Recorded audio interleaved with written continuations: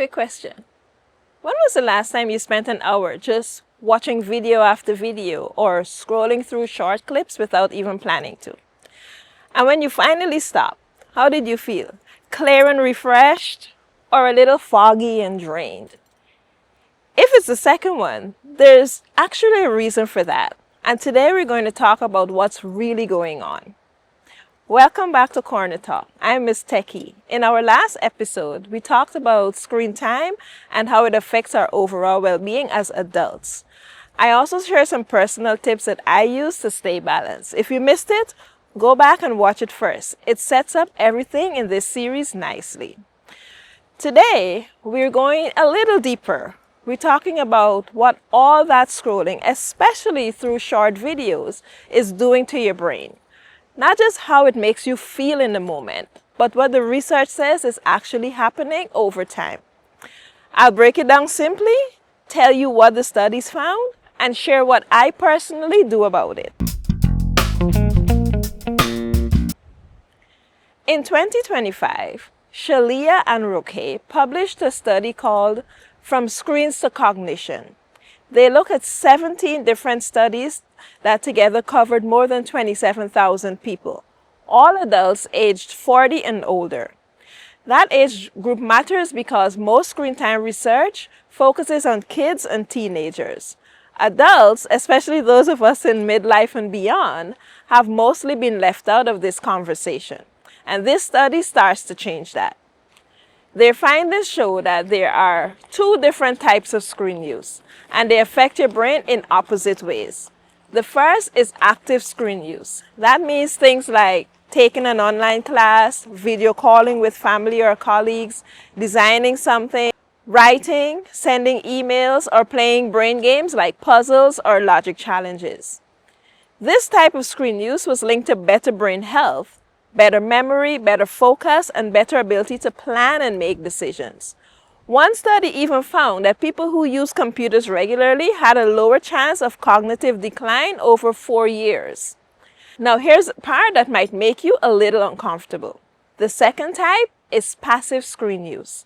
And that means things like watching hours of television or mindless scrolling through your phone. This type was linked to worse brain outcomes. One study found that watching more than 3.5 hours of TV a day was connected to a decline in verbal memory. That's your ability to remember words and express yourself clearly. 3.5 hours is not that far for a lot of people when you add up everything they watch in a day. And scrolling through short videos like TikTok or Instagram, that falls squarely on the passive side. Your brain is barely working, but your time is being used up. One more thing before we move on. And this connects to what I said in the first episode. Your brain does not exist in isolation. How well you sleep, how much you move your body, and how mentally active you stay, all these things affect how screen time impacts you. People who slept well, stayed active, and kept their minds engaged showed better protection against the effects of too much passive screen time. The screen is just one piece of a bigger picture. Now I want to get a little personal for a moment because I think that's where this gets real. I am perimenopausal. And one of the things that comes with that not enough people talk about is insomnia. I never know when it's going to show up. Some nights I sleep fine. Other nights, 3 o'clock in the morning finds me wide awake for no reason at all. So protecting whatever sleep I can get has become really important to me. I also started noticing that I'm not as physically fit as I used to be. And instead of just accepting that, I decided to do small things about it. I take the stairs instead of the elevator now. I go biking in the afternoons. Nothing extreme, just intentional. And those things matter because the research we just talked about says that sleep and movement are two of the things that help protect your brain as you get older. I can't always control my sleep. Perimenopause has a say in that. But I can control how I move. And when it comes to screens at night, I use the focus feature on my iPhone as a health tool, not just a text settings.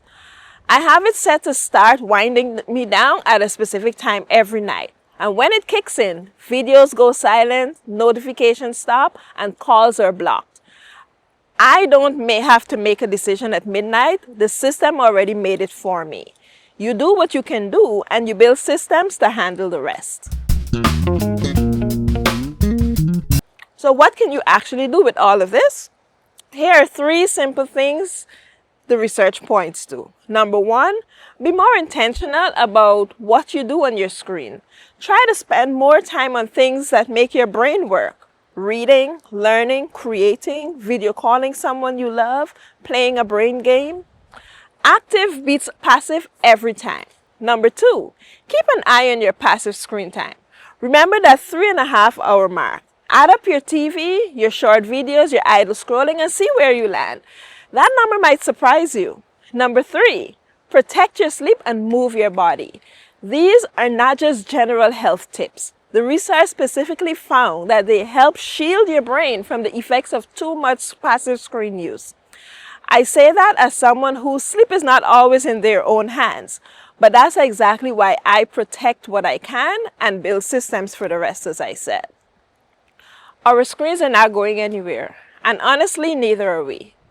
So the question is not whether we use them. The question is whether we're using them in a way that is actually good for us, especially as we get older and our brain health becomes something we have to be more intentional about.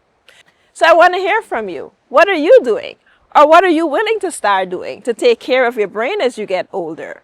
Drop it in the comments. Let's think through this together. This is Corner Talk, where we get real about technology, rooted in research and ready for real life. I'll see you in the next one. Shalom.